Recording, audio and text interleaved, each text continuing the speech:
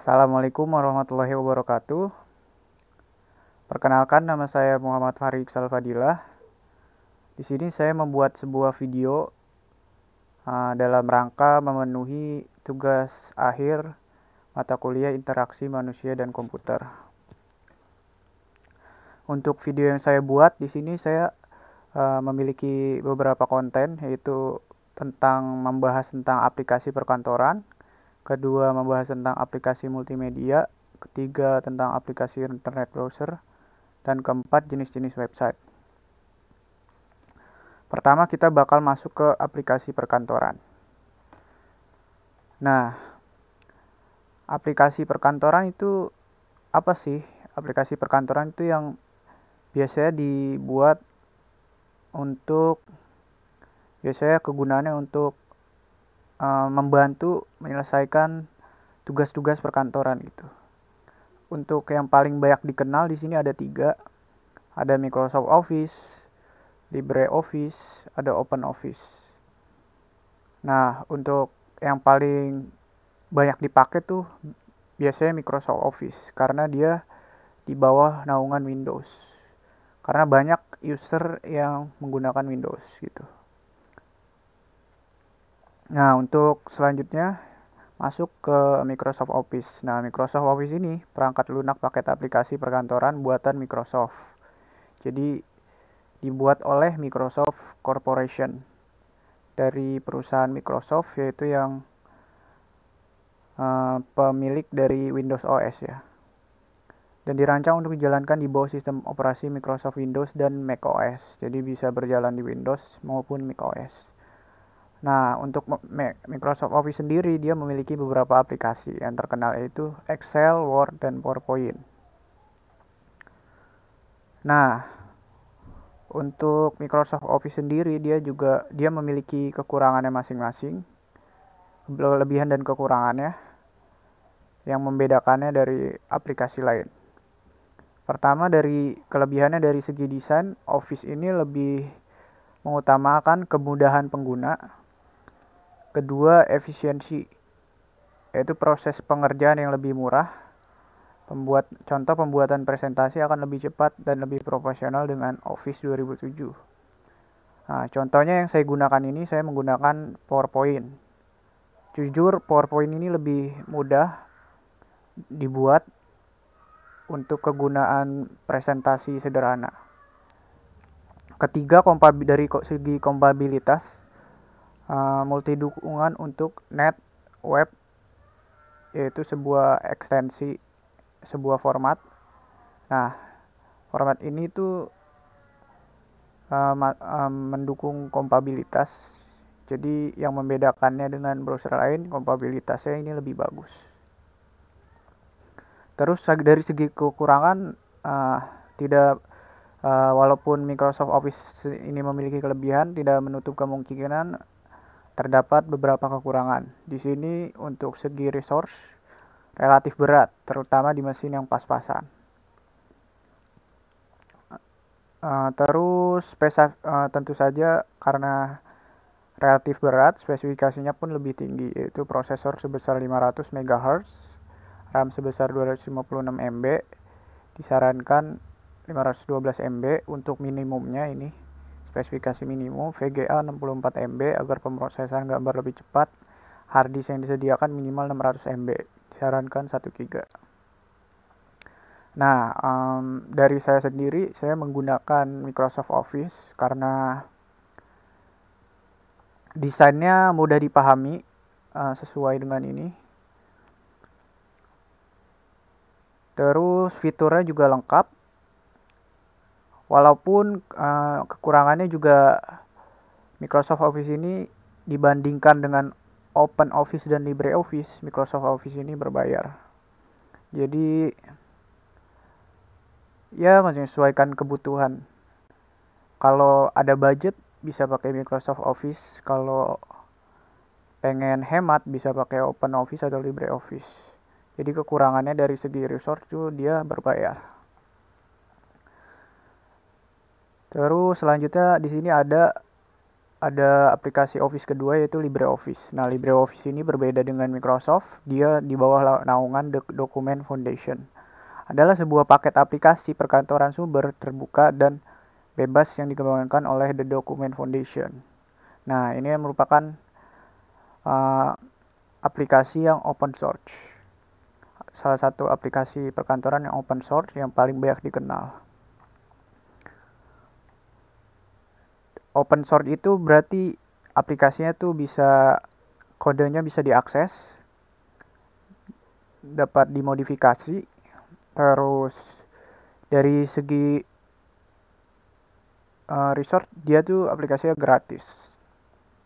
Jadi LibreOffice ini bisa jadi opsi kedua jika kita tidak menggunakan Microsoft yang berbayar, bisa menggunakan LibreOffice.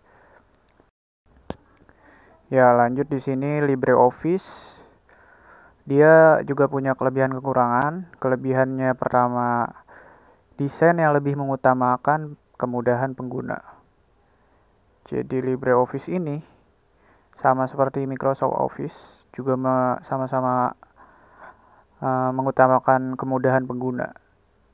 Makanya aplikasi ini tuh masuk ke aplikasi yang paling banyak dipakai karena mengutamakan kemudahan pengguna.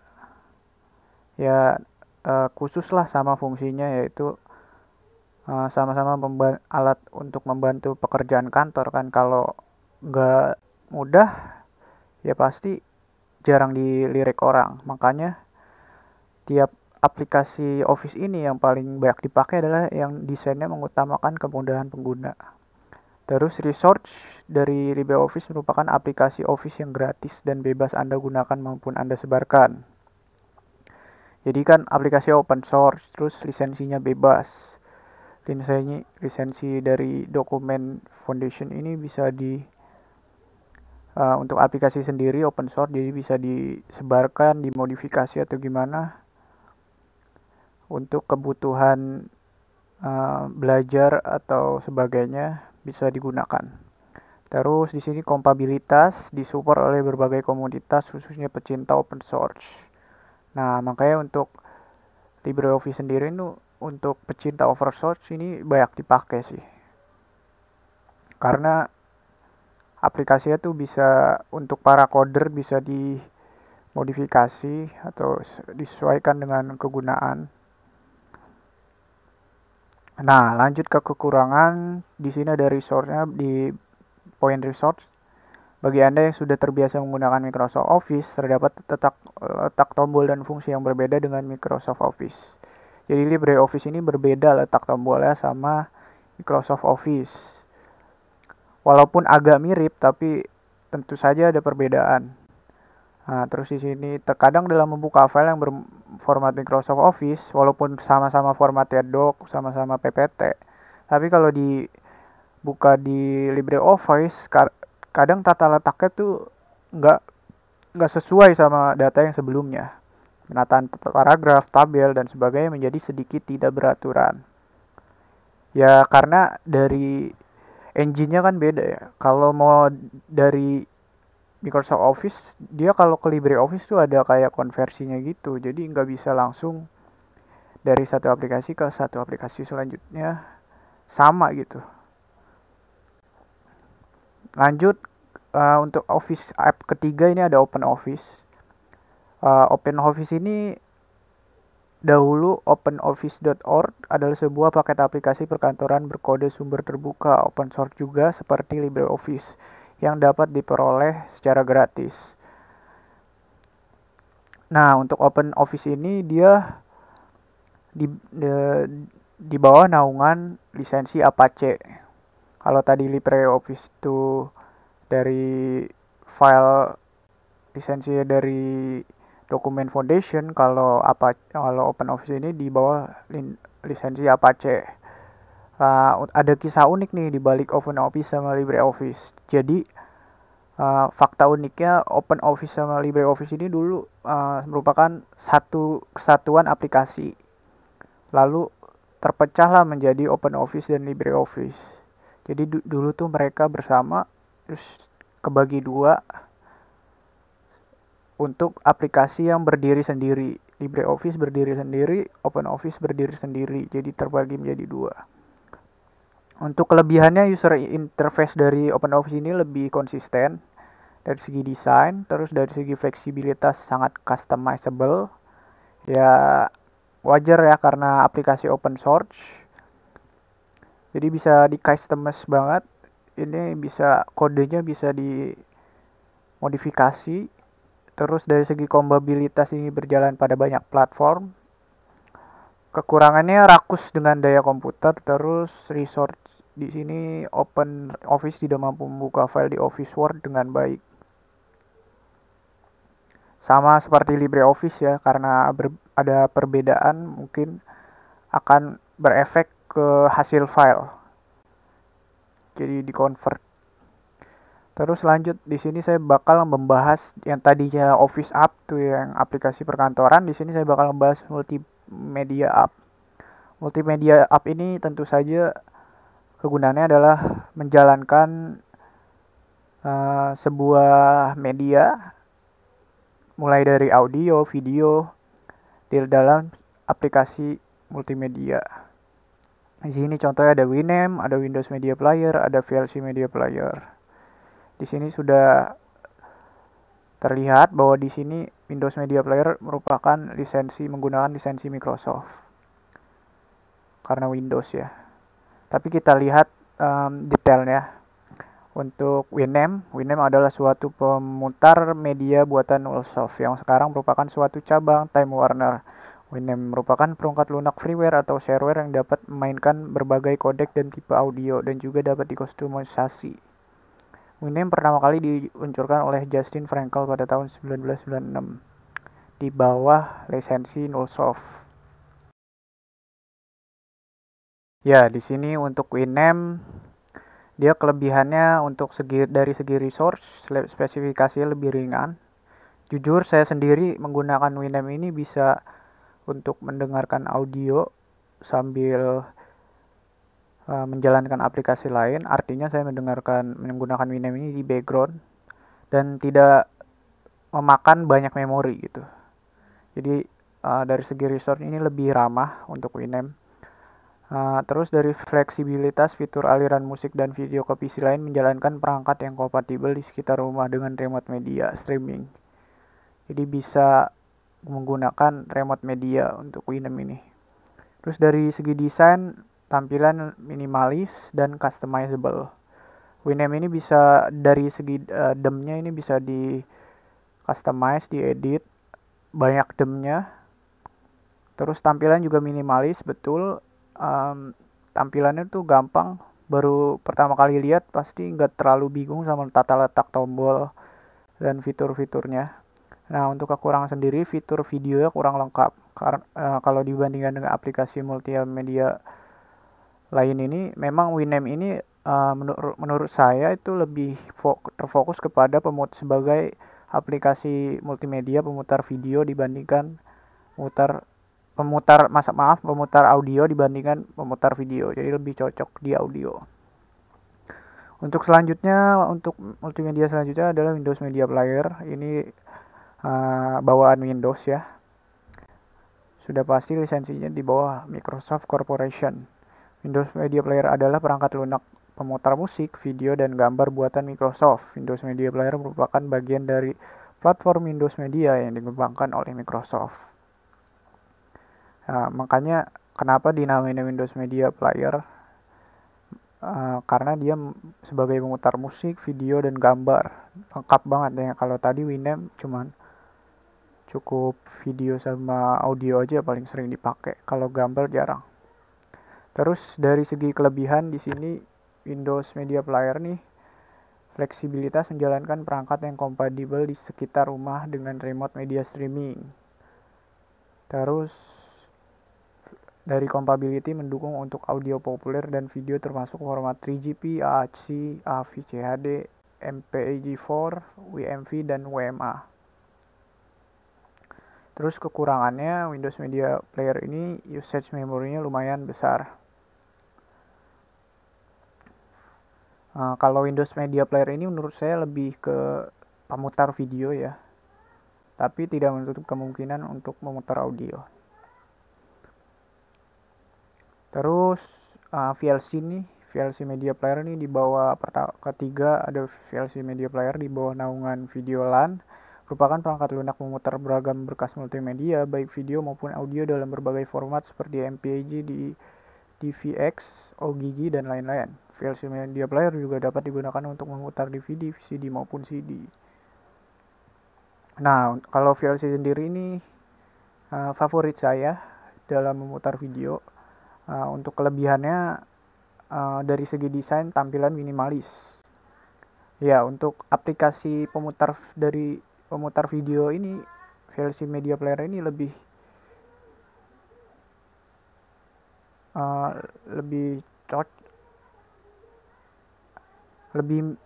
tampilan tuh lebih minimalis lah, lebih mudah digunakan untuk skala video ya. Dari segi kompatibilitas dapat memutar hampir semua format file audio dan video. Nah, untuk VLC Media Player ini kekurangannya tidak ada thumbnail preview seperti media player lainnya. Biasanya kalau video itu kan ada thumbnail, nah kalau VLC itu nggak ada. Nggak bisa dilihat previewnya di thumbnail. Ada aplikasi media player lain yang thumbnailnya bisa dilihat gitu. Nah, untuk VLC Media Player ini saya menggunakannya biasanya buat memutar video karena sungguh minimalis. Terus kelebihannya juga lebih ringan juga ketimbang Windows Media Player atau yang lainnya. Kualitas gambar juga bagus. Ya, seperti itu. Sekarang lanjut ke browser app. Di sini ada 3, Google Chrome, Mozilla Firefox, Microsoft Edge. Terus lanjut masuk ke Google Chrome, adalah peramban web lintas platform yang dikembangkan oleh Google. Peramban ini pertama kali dirilis pada tahun 2008 untuk Microsoft Windows. Kemudian diporting ke Linux, macOS, iOS, dan Android yang menjadikannya sebagai peramban bawaan dalam sistem operasi. Ini kalau berarti ini default ya. Kalau misal OS kita Windows tuh dia menjadikan sebagai peramban bawaan dalam sistem operasinya. Kalau Windows berarti dia ada Google Chrome nih. Terus di bawah lisensi Google nih. Kalau Google Chrome. Nah, untuk kelebihannya dari segi desain, user interface yang minimalis. Untuk resource, membuat resource yang lebih sedikit dan lebih hemat RAM. Dari kompatibilitas, dukungan aplikasi dan add-on yang melimpah dan beragam. Ya, untuk Google Chrome ini emang add-onnya emang banyak ya. Yaitu kayak ekstensi browser gitu sebagai tambahan tools dari eksternal browser gitu, dari luar, bukan dari fitur Google Chrome ya, karena dia dibuat oleh orang selain dari pengemban Google Chrome, bisa developer lain.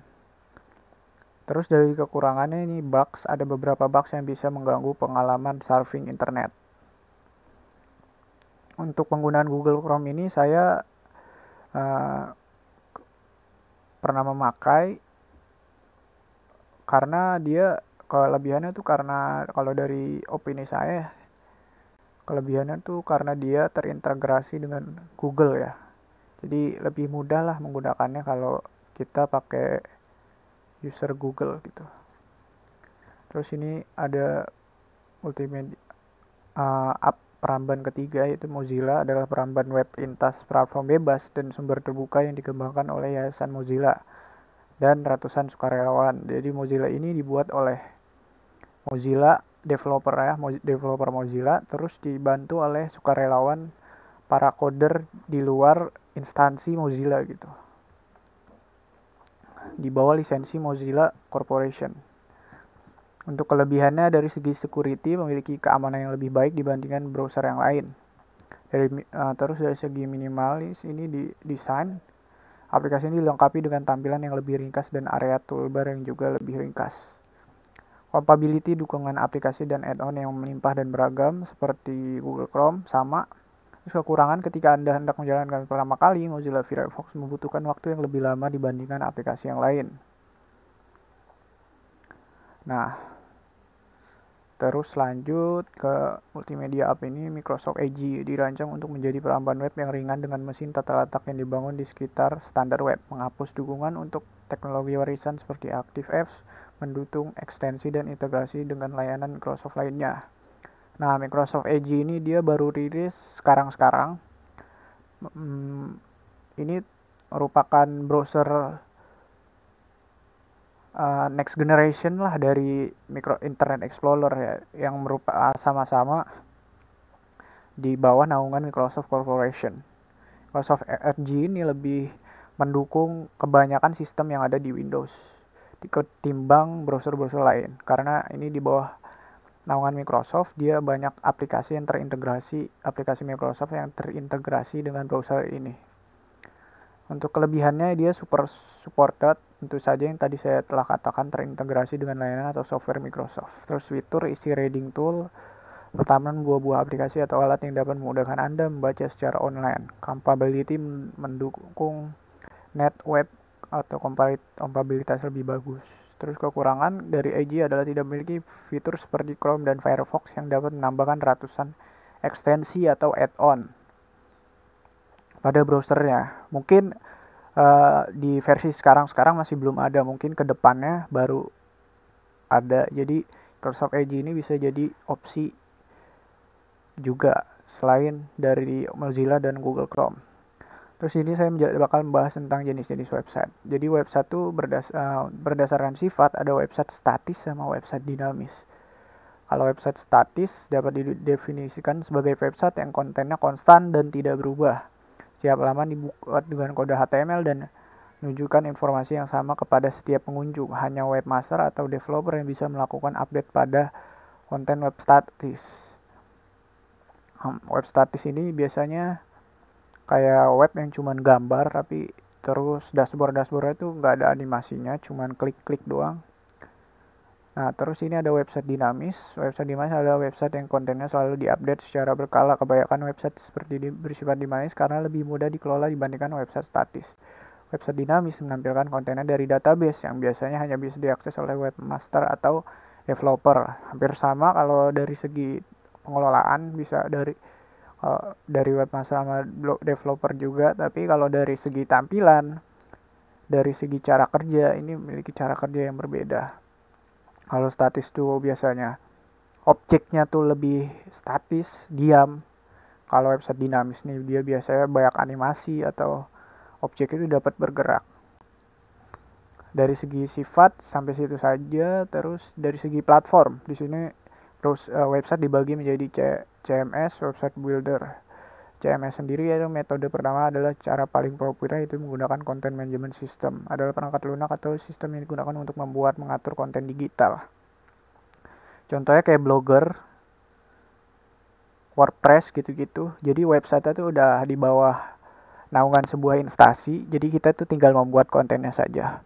Untuk website builder di sini platform yang membantu Anda membuat website dengan cepat. Contohnya Wix. Jadi di website builder ini dia berbeda dengan CMS. Kalau CMS dia udah di bawah naungan hostingan, contoh Blogger, hostingan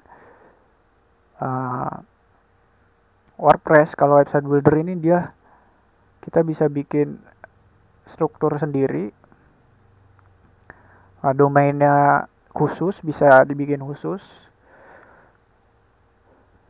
Terus desainnya tuh lebih bisa di build gitu, cocok untuk Anda ingin membuat website dalam waktu singkat. Ini cara membuat website yang paling mudah.